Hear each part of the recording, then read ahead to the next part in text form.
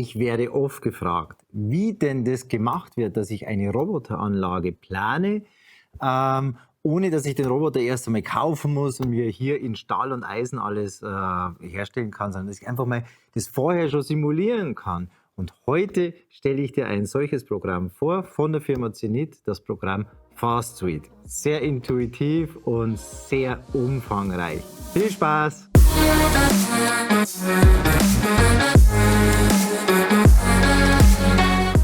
Hallo, mein Name ist Werner Hampel von der Firma Robtech GmbH.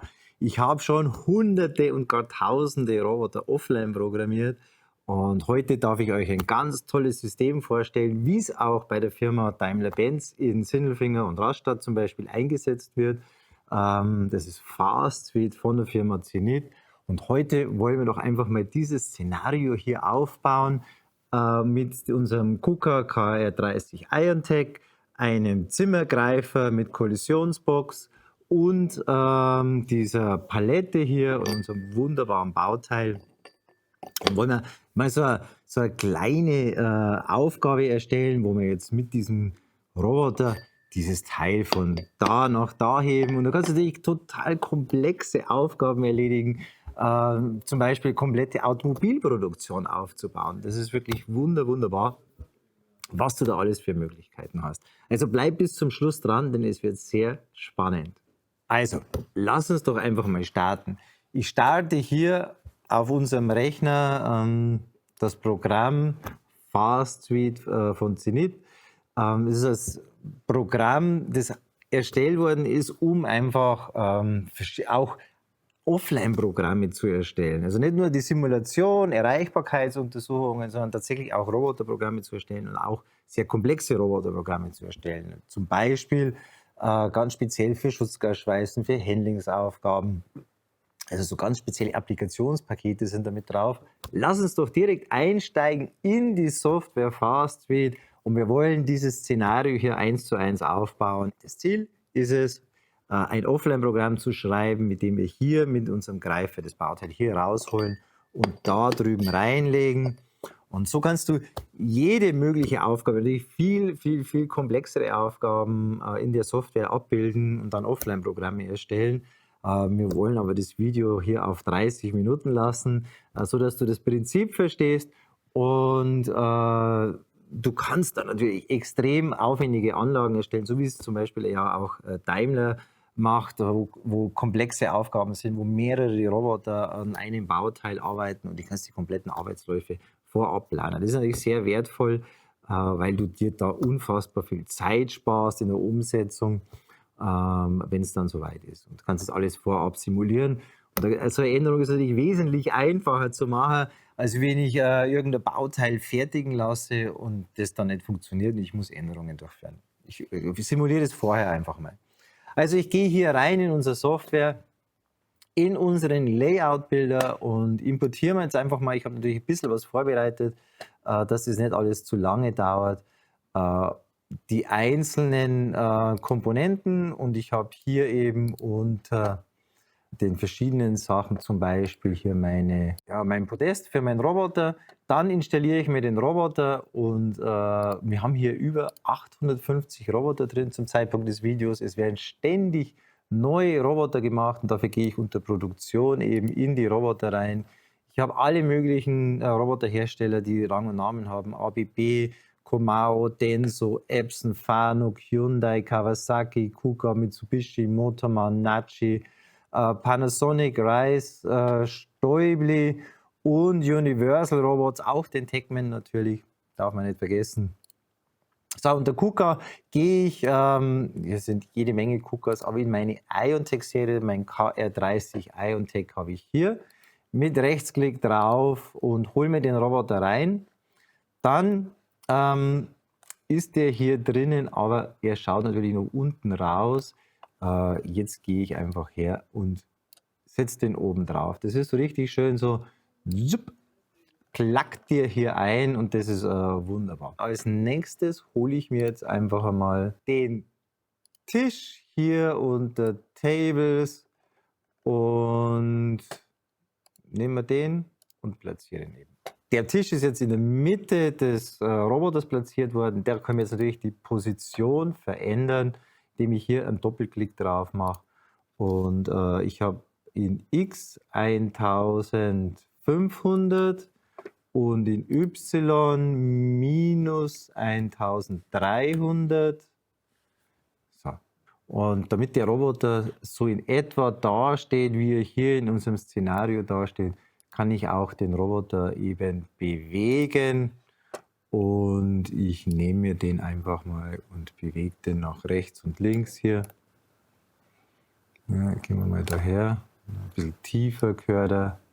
So. Und so steht jetzt in etwa so, wie der Roboter steht. Jetzt brauchen wir da vorne dran noch einen Greifer. Also Greifer habe ich unter Peripherie, Tool und dann eben unter Gripper. Und wir haben hier einige Greifer drin. Man kann die natürlich auch selber dann noch erstellen. Wir haben jetzt was vorbereitet. Wir haben hier unseren Kollisionsschutz vom Roboter. Lege ich mir jetzt einfach mal hier rein und den Greifer. Und dann habe ich auch wieder das Gleiche. Ich kann die einfach nehmen und tschupp, dann ist der da dran. Das Gleiche mache ich mit dem und füge den da unten ein. Und siehst du, das ist wunderbar einfach. Also die schnappen da einfach ein. Es ist aber übrigens eine sehr sinnvolle Funktion, das Schlauchpaket auch mit zu simulieren, um da Probleme gleich zu erkennen, dass das Schlauchpaket eben sich vielleicht jetzt so weit verdreht, dass es nicht mehr geht. Jetzt haben wir die Anlage soweit aufgebaut. Wir brauchen jetzt noch unsere kleine Palette hier. Die finde ich unter Workpiece, Pick and Place und ich habe eben hier zum Beispiel meine Palette, die lege ich mir jetzt einfach mal da oben drauf. So, und dann brauche ich noch meinen Zylinder, dieses kleine Teil hier. Und siehst du, das ist hier, da eben rein snappen. So. Und ich positioniere jetzt den mal einfach so in der Mitte des Tisches und legen wir den einmal da so vor. Das werden wir danach noch natürlich genauer reinkalibrieren, wo der denn tatsächlich steht. Aber so habe ich jetzt mir das Szenario schon mal so einigermaßen aufgebaut. Und jetzt brauche ich natürlich noch einen Roboter-Controller da dazu. Du kannst mit der Software ja auch eben offline programmieren und du musst natürlich auch sagen, was für einen Controller du an dem Roboter dran hast. Da können wir dann wirklich viel konfigurieren, auch welche Ausgänge wir für den Greifer benutzen und so weiter. Also du siehst schon viele Möglichkeiten und wir nehmen einen KC4-Controller, stellen den einfach mal daher, dann nehme ich die Position, den mache ich jetzt einfach auf minus 2000 Y0 und Z0, dass der auch schön am Boden steht. Ich sehe jetzt hier die elektrische Verbindung nicht, die muss ich mir hier unten anwählen, Adapter anzeigen. Und jetzt sehe ich hier so einen kleinen, feinen Adapter, den sehe ich hier auch. Und jetzt verbinde ich die. Und jetzt habe ich eine Verbindung zwischen dem Roboter und dem Controller und habe dann gleich noch mehr Möglichkeiten. Ich zeige dir das dann gleich nochmal. Ja, jetzt haben wir die Anlage soweit aufgebaut. Und jetzt müssen wir dem Ganzen natürlich noch ein bisschen Funktionalitäten geben. Und das zeige ich dir jetzt in den nächsten Schritten. Wir wollen dann den Greifer definieren, wie der auf und zu fährt. Wir wollen ein paar Ein- und Ausgänge definieren. Und dann können wir schon loslegen in die Bewegungsprogrammierung. Und das Programm laden wir dann runter in den Roboter und schauen, dass er tatsächlich das Teil darüber hebt. Also gehen wir in den nächsten Schritt. Also die Zelle steht jetzt und jetzt schauen wir einfach einmal. Ich zeige dir jetzt mal, wie ich denn den Greifer definiert habe. Der Greifer, den haben wir ja runtergeladen von der Zimmer-Homepage jetzt und da ist jetzt mal die Komponente drin. Und jetzt muss ich noch hergehen und muss ja sagen, wie geht der auf und zu, der Greifer. Und das habe ich schon vordefiniert. Ich gehe da rein und jetzt drehe ich in meinem Modulkarussell auf den Ressource-Bilder, wähle meinen Greifer an und kann hier also verschiedene Sachen festlegen Und zum Beispiel habe ich ja auch festgelegt hier, wo er denn seine Grenzen hat. Also der kann bis 11,5 Millimeter auf und zufahren, rechts und links. Ja, hast du viele Möglichkeiten zum Einzustellen. Hier zum Beispiel habe ich jetzt eingestellt, dass er ja auch ein Bauteil greifen soll, dass er mit einem Ausgang, praktisch, ich sage jetzt einfach nur, schaltest du den Ausgang, dann mach zu, lieber Greifer, und öffnest du den Ausgang oder lässt ihn wieder aus, dann öffnet auch wieder der Greifer. Ich könnte auch sagen, wenn ich hier drauf klicke, dass ich mit zwei Ausgängen schalte. Also ein Ausgang zum Schließen, einer zum Öffnen. Ich könnte einen Wert eingeben, also einen analogen Ausgang oder wie viel Millimeter willst du den Schließen, Greifer und so weiter und so fort. Ich habe mehrere Möglichkeiten. Ich kann einen Näherungsschalter eingeben, also praktisch eine Bauteilkontrolle und vieles, vieles, vieles mehr. Und dann gehe ich her unter den Source-Bild und das finde ich wirklich klasse gelöst. Und jetzt sage ich, wenn ich denn diesen Ausgang zum Greifer schließen schalte, dann schließe ich eben um 11,5 Millimeter beide Greiferbacken und dann nehme ich auch das Bauteil. Also ich will ja das Bauteil hier auch festhalten, wenn ich den Greifer geschlossen habe. Das definiere ich praktisch hier. Und frage dann gleichzeitig noch ab, ist er denn tatsächlich auf oder zu? Das brauche ich dann eben für die Offline-Programmierung, um später auch einen Ausgang zum Generieren, dass er eben den Greifer tatsächlich schließt und den Eingang abfragt, ob er den tatsächlich dann auch geschlossen hat. Das mache ich eben hier über die Sachen. Das Ganze habe ich mir erarbeitet und da muss ich wirklich hier mal die Firma loben, die Fastweb entwickelt hat, Zenit, weil das ist manuell wirklich hervorragend ist, dieses Training. Ich habe hier zum Beispiel bei Build the Gripper, das ist in Englisch, da kommst du aber sehr gut klar, es sind ja nur wenige Buchstaben.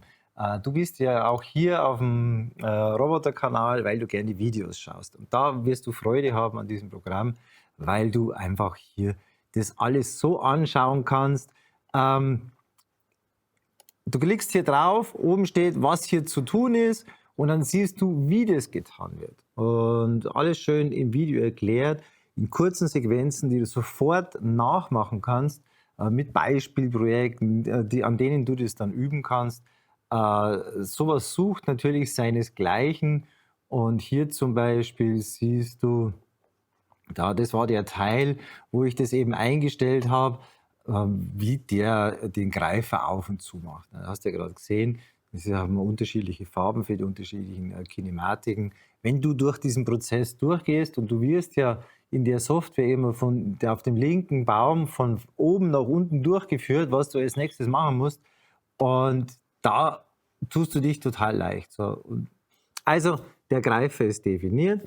Und jetzt lass uns einmal direkt wechseln in die Offline-Programmierung und dann schauen wir mal, dass wir hier ein kleines Bewegungsprogramm einschalten. Dafür wechsle ich oben in unserem Modulkarussell auf die Offline-Programmierung. Und das Erste, was ich mir jetzt einmal festlege, das ist, dass ich sage, was will ich denn eigentlich programmieren mit dem Roboter? Ich gehe hier auf die Steuerungseinheit einrichten, auf den Roboter und sage, welche Technologie haben wir denn eigentlich in diesem Roboter? Und da haben wir verschiedenste Möglichkeiten bei Fastweb, zum Beispiel Lichtbogenschweißen, Entgraten ist ja auch sehr, sehr, sehr interessant, Laser schneiden, Laser schweißen, du kannst auch Punktschweißen oder sprühen, je nachdem, was du halt mit deinem Roboter machen willst. Wasserstrahl schneiden ist ja auch noch eine sehr gängige Geschichte. Und was wir hier machen wollen, das ist die Handhabung. Also wir wollen Handling programmieren. Und da haben wir halt dann auch spezielle Tools dafür, um so ein Handling relativ leicht zu programmieren. Also wir haben jetzt die Handhabung ausgewählt und jetzt gehen wir eben darüber und erstellen uns ein Programm. Und da haben wir jetzt einfach mal hier drüben bei Handhabung, können wir jetzt festlegen, eine Anfahrtsregel und eine Abfahrtsregel. Schau her, das ist so, wenn ich ja irgendwie das Teil hier greifen will. Ich sage dann, da unten ist meine feste Position, um das zu greifen und ich will ja auch irgendwie hinfahren. Ich will ja nicht den Punkt jedes Mal auch programmieren. Wenn ich hier die ganze Palette programmieren wollte oder so, müsste ich ja jedes Mal einen Punkt davor, unten und danach. Aber wir haben ja die Punkte unten, die sind definiert in der Palette, in der wir aufnehmen wollen. Dann sagen wir, okay, ich will den Punkt anfahren mit Also den Punkt davor, den kann ich ja noch in PTP anfahren und ich will den jetzt zum Beispiel, naja, da sage ich einmal 70 Millimeter drüber anfahren und wenn ich wegfahre, also ich kann hier Ein-Punkt-Regel, keine Anfahrt oder Zwei-Punkt-Abfahrt, also wenn ich in 2 Koordinaten fahren wollte, also mit einer Ein-Punkt-Anfahrt und wenn ich den gegriffen habe, danach will ich linear wieder rausfahren, also das ist ja die Abfahrtsregel, also nachdem ich das Teil genommen habe, fahre ich linear und so habe ich schon mal so Standardprogrammeinstellungen festgelegt und jetzt kann ich ganz leicht hergehen und den Roboter programmieren. Schließen wir das Fenster hier und gehen hierher auf den 4. Punkt, die Werkzeugbahn programmieren. Und jetzt sehen wir schon, hier sind unsere ganzen Koordinaten drin. So, dann wähle ich mir mal diesen Punkt hier an mit Rechtsklick und sage Prozessgeometrie programmieren. Und jetzt sehen wir schon, das ist eben der Anfahrtspunkt und der Abfahrtspunkt, den haben wir höher programmiert. Dann haben wir hier den Punkt und dann nehmen wir nochmal den und machen wir das gleiche wieder.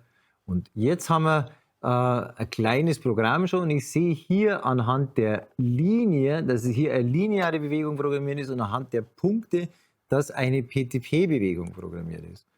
Und das kann ich jetzt ganz einfach starten. Also Roboter fährt jetzt hin, fährt rüber und fertig. Jetzt müssen wir da natürlich noch ein Event dazu erstellen. Jetzt wollen wir ja den Greifer schließen und das Bauteil mitnehmen an dieser Stelle. Dafür werden immer geführt zum nächsten Punkt und machen wir uns ein Event mit rein. Ich klicke das hier an, dann nehme ich doch erst einmal schon den ersten Punkt und füge hier ein Event hinzu. Also mit Rechtsklick auf den Punkt ein Event hinzufügen und jetzt kann ich hier was, bevor ich den Punkt erreiche und nachdem ich den Punkt erreicht habe. Ich sage jetzt, nachdem ich den Punkt erreicht habe, will ich diesen Greifer hier eben schließen. Okay? Dann machen wir eine kleine Wartezeit rein, sagen wir okay, 1 Sekunde oder 0,2 würde mir jetzt besser gefallen. Ne, 20 ist mir zu lange. 0,2 Sekunden. Eine kurze Verweildauer, nachdem er den geschlossen hat. Klicke den nächsten Punkt an, Roboter fährt direkt hin, gehen auch wieder her, sagen wir wollen einen Ressourcenport setzen für diesen Greifer und wollen dann eben den Greifer wieder öffnen. Kurze Wartezeit, lassen wir 1 Sekunde und danach soll er wieder weiterfahren. Das war auch schon alles, was ich hier definieren muss. Und dann gehe ich her und teste das Programm. So, fährt rein, schließt den Greifer und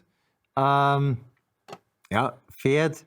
Den sehe ich jetzt schon, das ist ziemlich knapp, weil ich ja sage, bevor ich wieder zu dem Punkt reinfahre, ist immer 70 mm. Und lass uns das einmal nochmal testen. Zack, zack, zack. Ja, geht aber ganz gut. Können wir so lassen. Wir können jetzt natürlich auch den Punkt nochmal anpassen. Und hast gesehen, so super einfach geht es und du kannst hergehen und hast die Punkte definiert, sagst einfach nur, wie willst du den Punkt anfahren, was willst du machen, nachdem du den Endpunkt erreicht hast, willst du das Bauteil dazu aufnehmen und das war's. Ja. Der Simulation läuft und dieses Programm kannst du dann auch runterladen in deinen Roboter und das ganze Ding ist fertig. Das ist natürlich alles sehr einfach jetzt, was wir hier gemacht haben. Das kannst du für komplexe Aufgaben natürlich auch machen, wie du gesehen hast. Entgraten, Wasserstrahl schneiden, was auch immer, Punktschweißen. Und da kannst du einen kompletten Karosserie-Rohbau, wie es jetzt beim Autobau zum Beispiel ist, mit so einem Tool programmieren, mit allen Abläufen, viele, viele Roboter auch, die hintereinander kommen. Du kannst deine Produktion planen, von vorne bis hinten. Und wenn du sagst, okay, jetzt gefällt es mir, jetzt habe ich die Zeiten erreicht, meine Roboter stehen richtig, ich habe den Platz, den ich zur Verfügung habe, perfekt ausgenutzt mit Robotern, mit den richtigen Robotern, dann sage ich, okay, jetzt bin ich soweit und jetzt bestelle ich meine Roboter, jetzt bestelle ich meine ganzen Komponenten und kann dann loslegen und mit dem Roboter kosteneffizient mit sehr guter Qualität produzieren. Also, jetzt wollen wir das Programm nochmal erstellen. Das heißt, wir generieren jetzt ein Roboterprogramm, laden das in den richtigen Roboter rein und fahren das Programm einfach mal ab, um zu sehen, ob das auch funktioniert hat, was wir hier in FastStreet schön geplant haben. Also schau weiter zu, geht gleich los. So, jetzt haben wir ja den Pfad erstellt und jetzt zeige ich dir noch, wie du dieses Programm dann runterladen kannst. Und was ich jetzt ganz stark finde, du kannst sogar mit einem virtuellen Controller arbeiten. Das heißt, du brauchst also nicht einen echten Roboter bei dir, sondern kannst mit einem virtuellen Controller, der tatsächlich deinen Programmcode überprüft, das Ganze machen, also runterladen. Und da finde ich halt, das ist deswegen so gut, weil du dann den Original Motion Planner des Roboterherstellers hast. Also ob du jetzt einen Fanuc oder Motormann-Roboter hast, die bewegen sich ja alle anders oder eben der KUKA. Und hier haben wir ja dieses Original-Bewegungsprofil. Ja, da werden einfach nur die 6 Achsen zusammengezählt und der bewegt sich in diesem Fast-Speed-Bewegungsmodus. Aber jeder Roboter bewegt sich ein bisschen anders. Und das geht natürlich nur mit dem Originalprogramm. Und wir nutzen jetzt hier das KUKA Office Lite und laden das Programm, das wir jetzt erstellt haben, direkt in Office Lite rein und schauen uns das am Ende der Simulation an und anschließend dann sogar nochmal am reellen Roboter. Also Folgendes, wir gehen wieder auf der linken Seite und das ist das Schöne, von oben nach unten in den nächsten Modus und das ist eben der OLP Download. Genau, jetzt sagt er hat jetzt die folgenden Dateien generiert, der Pick and Place Online DAT und SRC, wir haben einen KUKA-Roboter dran. Gut, und nachdem wir jetzt das Programm erstellt haben, das habe ich jetzt auf einem Verzeichnis, das ich gleich lesen kann mit KUKA Office Lite. Jetzt müssen wir Fastfeed noch sagen, wir wollen jetzt nicht mehr mit dem also mit dem Controller von Fastfeed arbeiten, sondern tatsächlich mit dem KUKA-Controller. Das machen wir hier, drücken wir auf das Zahnrädchen und wechseln die KRC4 auf meine virtuelle Maschine, die ich hier schon geöffnet habe. Und da habe ich jetzt den Teil hier. Ich gehe her, legen wir mal den Roboter darüber. Jetzt klicke ich auf Start. Das heißt, jetzt ist dieser Roboter hier so aktiv, dass ich den auch tatsächlich bewegen kann. Also 1:1 mit der virtuellen KUKA-Steuerung, mit dem Bewegungsmodell von KUKA, also die einzelnen Achsen. Also ich kann ihn hier ganz normal bedienen, wie ich einen KUKA-Roboter jetzt auch bedienen würde. Jetzt habe ich es leicht verschoben. Und dann finden wir hier in meinem geteilten oder geshareten Verzeichnis die Programme, die ich gerade eben im Fastfeed runtergeladen habe und bearbeite die, kopiere sie, wechsle in mein Programmverzeichnis und dann lege ich die jetzt einfach mal hier ab, öffne so ein Programm, also ich wähle es an und jetzt sehe ich hier meinen Programmcode, wie ihn Fastfeed erstellt hat, mit meinen Greifer Ein- und Ausgängen. Wir haben natürlich den Greifer nochmal angepasst auf die Ein- und Ausgänge, die tatsächlich der Zimmergreifer hat. Also wenn einen für öffnen, einen für schließen. Und das haben wir hier automatisch schon eingefügt. Wir könnten das Programm jetzt natürlich auch noch bearbeiten, aber was wir jetzt mal machen wollen, wir starten dieses Programm. Und wie du siehst, fährt jetzt der Roboter eben dieses Programm ab. Jetzt hat er sich erst einmal die SAK geholt und der nächste Start und los geht's. Zack.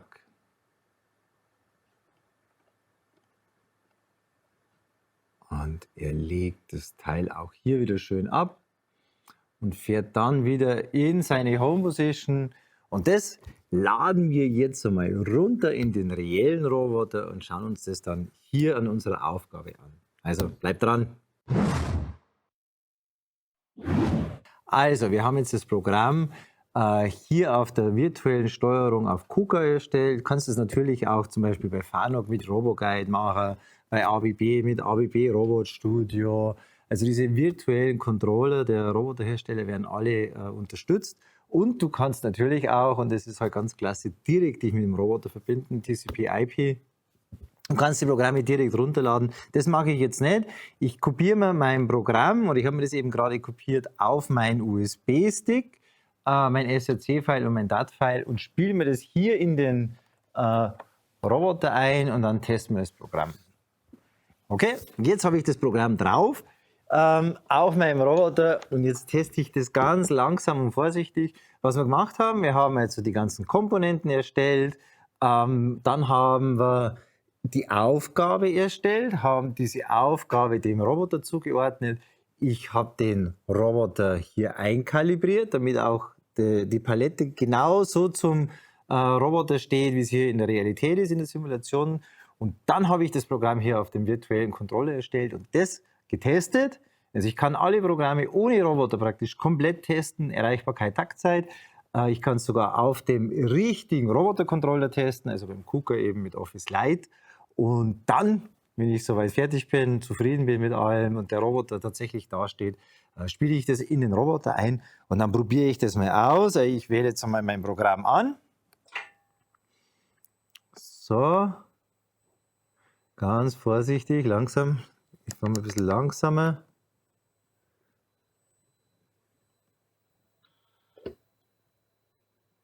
Sieht gut aus, jawohl. Das hat schon mal geklappt. Oh, jetzt Vorsicht, geht's auch rein.